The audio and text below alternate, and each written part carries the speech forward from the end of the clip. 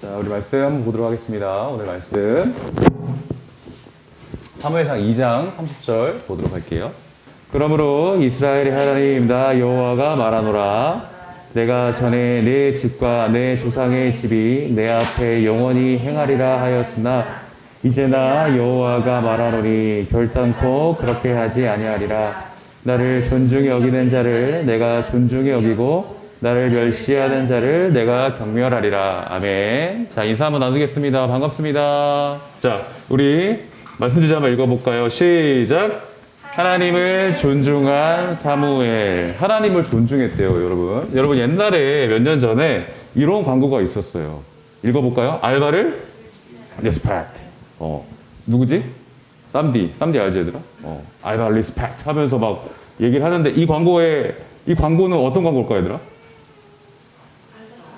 맞아요. 알바몬.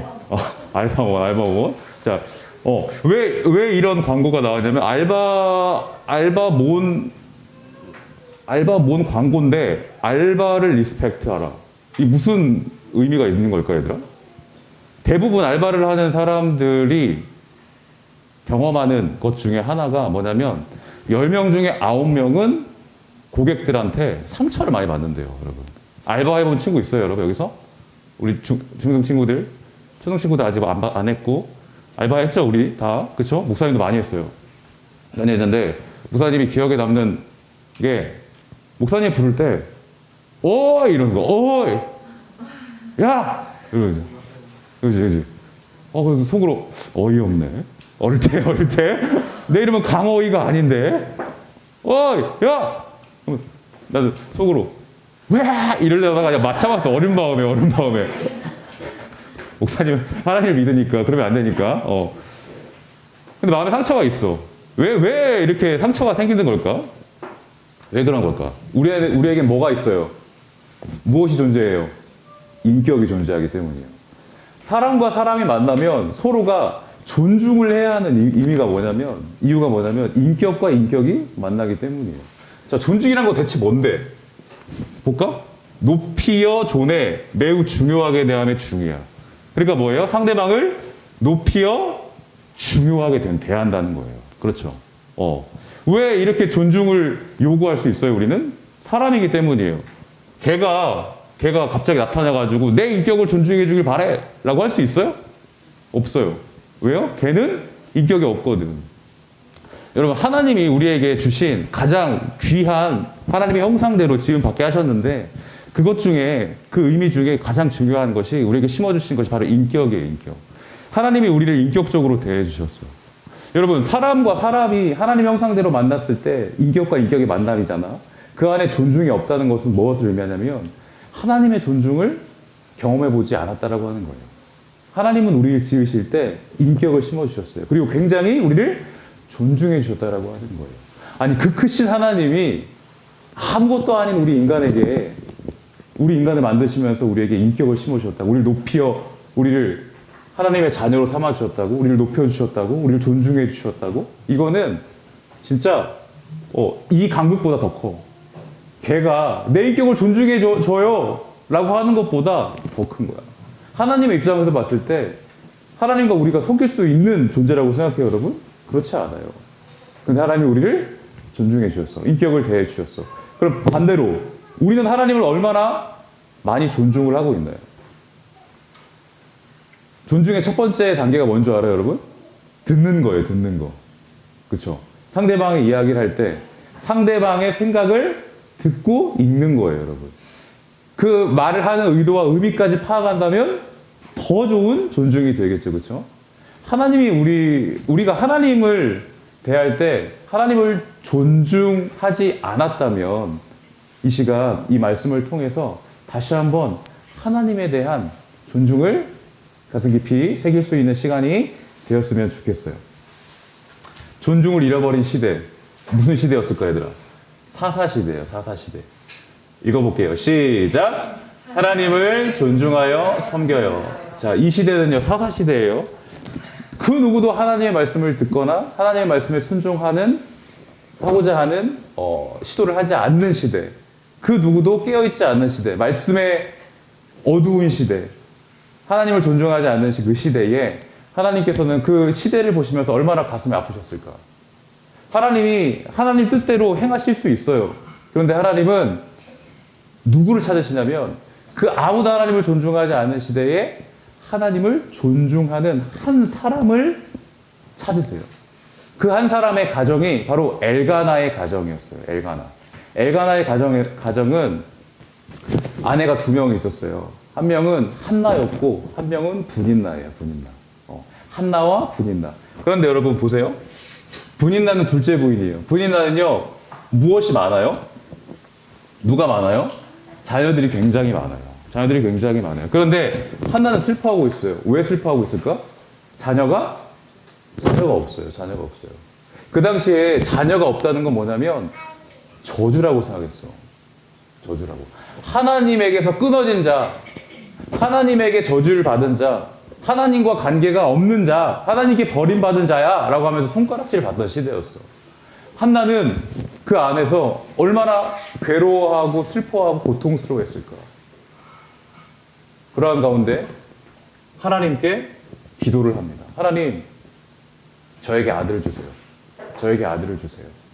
이 가문에 자식이 끊어져서 이 가문이 배가 끊어버리고 아예 이 가문이 없어져 버릴 것 같으니까 아들을 주세요.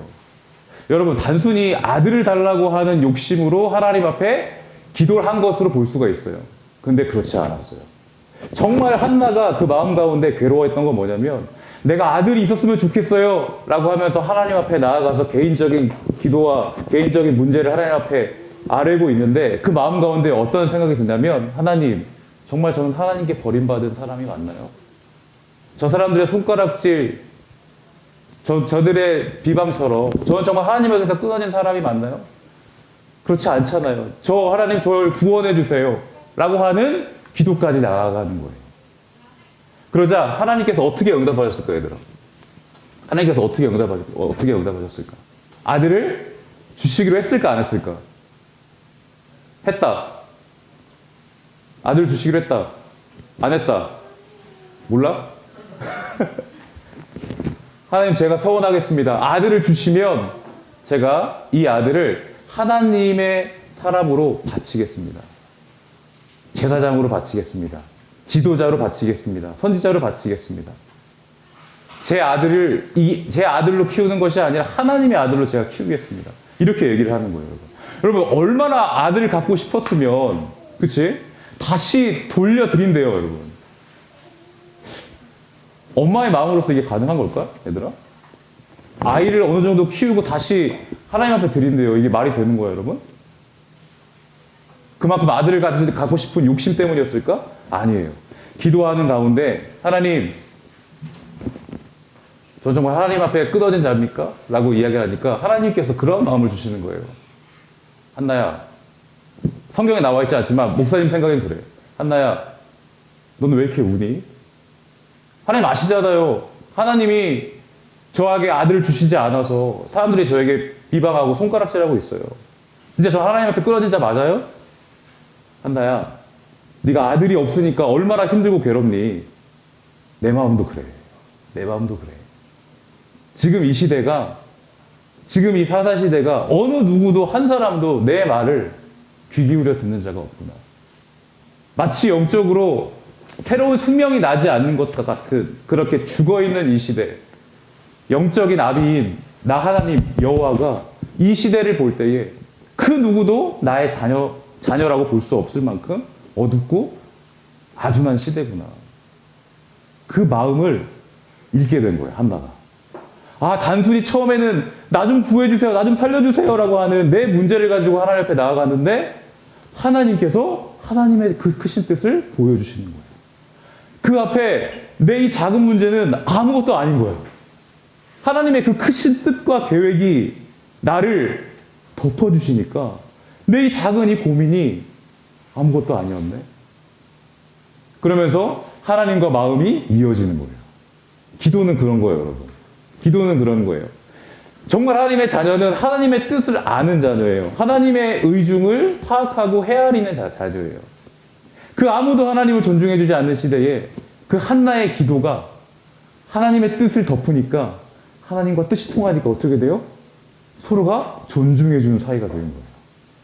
그래서 하나님, 그렇군요. 하나님이 정말 원하시는 하나님의 뜻은 내가 아들 낳아서 내 자녀로 그냥 우리 가정 행복하고 내가 그냥 이 땅에서 비난 안 받고 사는 거, 이게 원하시는 것이 아니라, 이게 가장 큰 행복이 아니라, 정말 하나님께서 이 시대를 위하여서 사용하시는 그 한 명의 지도자, 그 지도자를 세우시는 것이 하나님의 뜻이군요. 그렇습니까? 그렇습니까? 그러면 제가 바칠게요. 하나님의 지도자로 이 아이를 써주세요. 사용해 주세요.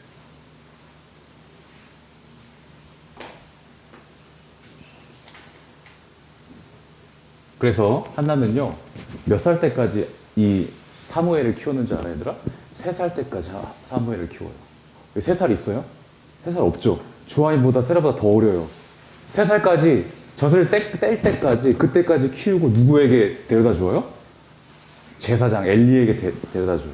하나님의 성막을 지키고 있는 이 엘리 제사장과 같이 하나님을 예배하는, 옆에서 하나님을 예배하고 성막을 돌보는 일을 할 수 있도록, 평생을 제사장의 역할을 할 수 있도록 옆에서 도와주는 역할로 데려다가 준 거예요.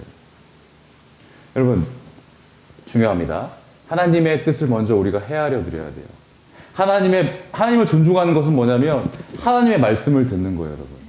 지금 이 시대가 하나님의 말씀이 끊어진 시대예요, 여러분. 교회 가면 하나님 말씀 들을 수 있는데요. 하나님 성경의 이야기를 한다고 해서 다 하나님의 말씀이라고는 볼 수 없어요, 여러분. 하나님의 말씀과 다르게 해석하고 하나님이 정말 진정으로 전하고 싶은 말씀을 전하지 않는다면 그거는 말씀이 끊어진 것과 같아요. 여러분, 우리는 어떤가요? 정말 하나님의 말씀을 나에게 비추어 보고 있나요? 하나님의 말씀을 듣고 내가 새로운 힘을 얻고 용기를 갖고 한 주를 시작하고 있나요? 말씀을 끊어버린다는 것은 하나님의 말씀을 듣지 않는다는 거예요. 이 작은 이 시간에 내가 하나님 앞에, 하나님 나 이거 힘들어요. 하나님 나 이거 고쳐주셨으면 좋겠어요. 하나님 나 어떻게 해야 돼요? 라고 하나님 앞에 내려놓게 된다면 여러분, 그러한 기도 제목을 갖고 하나님 앞에 나오길 하나님 원하시는 거예요. 하나님 들어주실까? 하나님 내 이 마음 아실까? 아셔요, 여러분. 가지고 와서 하나님 앞에 내려놓기를 원하시는 거예요. 아무 기도 제목이라도 괜찮아요. 하나님 앞에 내려놓는 거예요. 그러면 하나님이 그 기도 제목 위에 하나님의 뜻을 이렇게 덮어주시는 거예요. 하나님의 마음을 알게 되는 거예요. 그러면 이 문제가 더 이상 문제처럼 보이지 않는 거예요. 진짜 이러한 체험을 여러분 했으면 좋겠어. 그 크신 하나님을 알게 된다면 이 작은 기도의 문제가, 이 내 기도 제목, 이 작은 문제가 더 이상 문제가 아니구나 라고 하는 것을 깨닫게 해주는 거예요. 그리고 이 문제가 해결하실 수 있도록 우리에게 상황과 때를 열어주시고 인도해 줄 거라고 확신하는데 하나님 이거 내 사사로운 욕심 때문에 구하는 게 아니니까 하나님 이루어 주실 거라고 믿어요. 그렇게 믿고 나아가면 되는 거예요, 여러분. 하나님이 그 마음 가운데 평안한 마음과 위로를 허락해 주실 겁니다. 누구처럼? 한나처럼, 여러분. 자, 그런데 문제가 있어요. 이 엘리 제사장의 두 아들이 있어요. 이 두 아들, 홈니와 비느하스라고 하는 아들이에요. 근데 이 아들의 생김새가 어때요, 여러분? 다 눈이 이렇게 올라갔지. 왜 올라갔어요? 심술부죠. 악행을 저질러요. 사람들이 하나님 앞에 드린 그 재물을, 그 고기를 삶으면은 그 고기를 가지고 훔쳐오는 거야. 갈고리를 가지고 이렇게 딱 해가지고 갈고리를 끊어. 고기를 삶으면 그 자기가 먹어. 뿐만 아니라 하나님 앞에 이 고기에 기름을 먼저 드려야 되는데 자기가 먼저 그 기름을 취해서 그 고기를 먹는 거예요, 여러분. 이건 무엇을 의미하냐면은 그 예배의 영광을 누가 받는 거예요? 본인들이 도둑질하는 거예요. 예배를 본인들을 위해 드리는 거예요, 여러분. 여러분, 이 사람들이 하나님을 섬기면서 성막을 관리하는 자들인데 이들조차도 하나님을 존중하지 않아요. 하나님을 알고 있는 걸까? 하나님을 알았다고 볼 수 없어요. 아니, 어릴 때부터 하나님 말씀을 들었는데 근데 이들의 행동이 왜 이래요? 하나님의 그 크심을 인정하지 않는 거죠. 하나님을 만나지 못한 거죠. 우리도 마찬가지예요, 여러분. 우리도 하나님 말씀을 듣고 있습니다. 어릴 때부터 신앙생활을 하고 있습니다. 그런데 하나님을 진정으로 우리가 알고 있나요? 하나님을 진정으로 만났나요, 우리가? 하나님을 진정으로 경험했나요? 하나님의 말씀 안에서 그 말씀을 들을 때마다 내 마음 가운데 뭔가 감동이 있고 뜨거움이 있고 내가 여지껏 그렇게 하나님 말씀과 반대되며 살아왔던 것이 하나님 앞에 너무나도 죄송스럽고 회개가 나오고 너무나도 그러한 구원의 은혜가 너무 감사하고 이러한 감정들이 우리 가운데 있나요? 여러분? 너무나 작다면 아니면 아예 없다면 여러분 우리가 다시 한번 생각해 봐야 돼요. 하나님 앞에 나아가야 돼요. 하나님, 저 정말 하나님 자녀 맞나요? 맞다면 이 말씀이 들리게 해주세요. 내 마음 가운데 하나님께 나아가지 못했던, 예수님을 찾지 않았던, 잘못을 행했던 그런 모든 죄들이 하나하나 생각나게 해주세요. 그리고 그것을 하나님 앞에 아뢰게 해주세요. 이러한 고백이 여러분이 있어야 돼요. 그래서 그렇게 기도를 강조하는 거예요, 여러분. 말씀과 기도를 그렇게 강조하는 거야. 하나님 앞에 나아가야 된다니까, 우리가. 이들은 하나님 앞에 교회 안에 있었지만, 성전 안에 있었지만, 하나님을 만나지 못했어요. 자, 그러한 가운데에 하나님께서 사무엘을 만나주시는 거예요. 사무엘아, 사무엘아. 자다가 벌떡 일어났어. 무슨 일이지? 누가 나 불렀지? 이 알람 소리처럼. 사무엘아, 사무엘아. 고마워, 동아라. 제사장님, 저 부르셨어요? 엘리 제사장한테 가는 거예요. 자다가. 나도 안 불렀는데. 어서 가서 자. 예, 알겠습니다. 또 다시 자. 그러다가, 사무엘아, 사무엘아. 아니, 제사장님, 저 또 부르셨어요? 나도 안 불렀다니까. 가서 자라니까. 예, 알겠습니다. 또 다시, 사무엘아, 사무엘아. 자꾸 부르시지. 나 놀리시나? 제사장님, 저 부르셨어요? 그때 엘리 제사장이 딱 깨달았어. 사무엘아, 하나님께서 너에게 음성을 들려주시는 것 같다. 하나님이 널 불러주시는 것 같다. 하나님이 또 너를 부르시거든, 너를 찾으시거든, 이렇게 대답하렴. 네, 하나님, 여호와 하나님, 주의 종이 여기 있습니다. 제가 여기 있습니다. 말씀해 주세요. 라고 대답하렴. 진짜 또 가서 누군데 사무엘아, 사무엘아 4번째 부르는 거야. 그래서 엘리 제사장이 알려준 대로 예, 하나님, 여호와의 하나님, 하나님의 종이 여기 있습니다. 그때서야 하나님께서 하나님의 뜻을 이야기하시는 거예요. 와, 하나님의 음성을 처음 들었어요. 하나님이 알지 못했어요. 여호와 하나님이 어떤 분인지 몰랐는데 듣기만 했던 하나님의 말씀을 그 제사장의 교육에 따라서 듣기만 했던 그 하나님의 말씀이 실질적으로 음성을 통해서 들려지니까 진짜 하나님을 만난 거야, 사무엘이.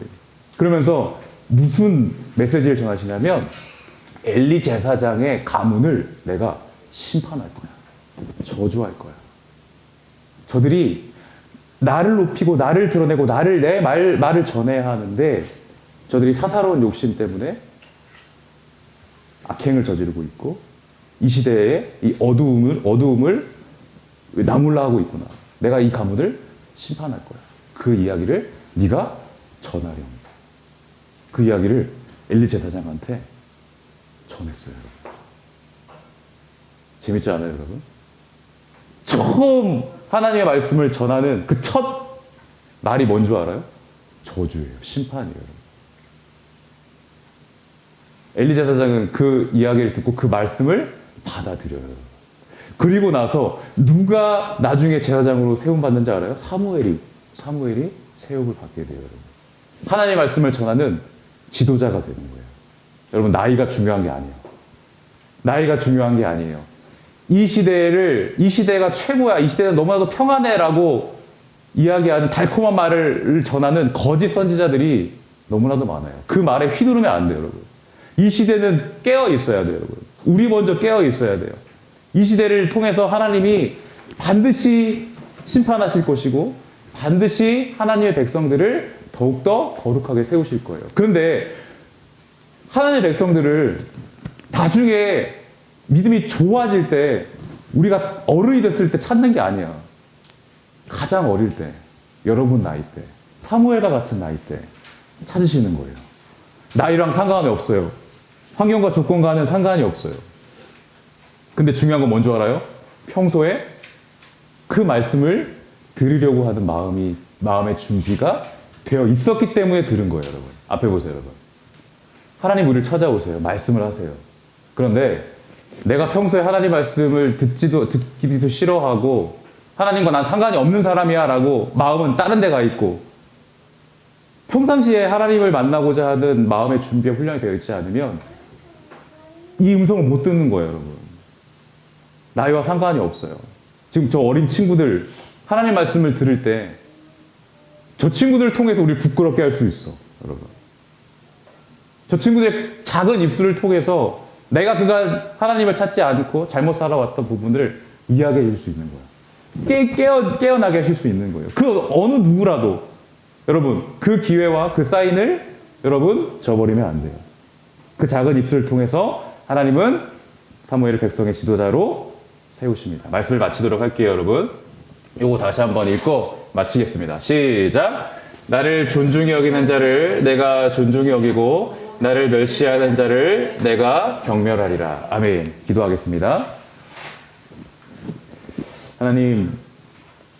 하나님을 존중해야 한다는 부분을 우리가 나눴습니다. 그런데 내 주변의 사람들이나 친구들이나 분위기나 상황은 하나님을 존중하고자 하는 상황이 아닙니다. 하나님을 높여드리고자 하는 문화가 아닙니다. 다 자기의 방법대로, 다 자기의 마음대로, 각자의 다 소견대로 살아가는 그러한 문화입니다. 하나님, 그러한 문화 안에서 우리가 휩쓸리지 않도록 인도하여 주시옵소서. 엘리 제사장 가문처럼 하나님을 믿고 있는다고 입은 이야기는 하고 있지만 여전히 그 마음에는 진정으로 하나님을 만난 것도 아니고 하나님을 찾고자 하는 마음조차도 없었습니다. 그러나 하나님, 그 작은 사무엘의 입술을 통해서 그 가정을 일깨우고 이 시대를 일깨웠던 것처럼 우리 친구들 한 사람 한 사람을 이 시대에 쓰임받는 사무엘로 세워주시기를 원합니다. 뭔가 대단한 것을 이룩하는 것이 아니라 내가 현재 몸담고 있는 서 있는 이 가정과 또 학교 안에서 친구들과의 관계 속에서 그 안에서 하나님을 존중히 여기는 사람으로 살아갈 때에 많은 사람들이 우리의 모습을 보고 우리의 말과 행동을 보고 하나님이 어떤 분이신가, 하나님은 저 친구가 믿는 하나님은 어떤 분이신가 라고 하는 것을 깨달게 할 수 있는 선지자의 역할, 제사장의 역할을 우리 친구들이 잘 감당할 수 있게 인도해 주시옵소서. 네, 하나님 말씀해 주세요. 제가 듣겠습니다 라고 하는 그러한 순종의 또 믿음의 결단이 우리 친구들 안에 정말 깊이 있게 새겨지기를 간절히 소망합니다. 이제는 나를 구원하신 예수 그리스도의 은혜와 하나님 아버지의 무한하신 사랑과 성령 하나님의 인도하심과 교통하심이 아둔한 이 시대에, 주님을 존중하지 않는 이 시대에 깨어서 주의 이름을 높이고 주의 이름을 찬양하는, 주님의 이름을 존중하는 친구들이 되기를 소망하는 우리 사람들의 교회에 우리 심령들 머리머리 위에 지구부터 영원까지 함께 있을지어다. 아멘.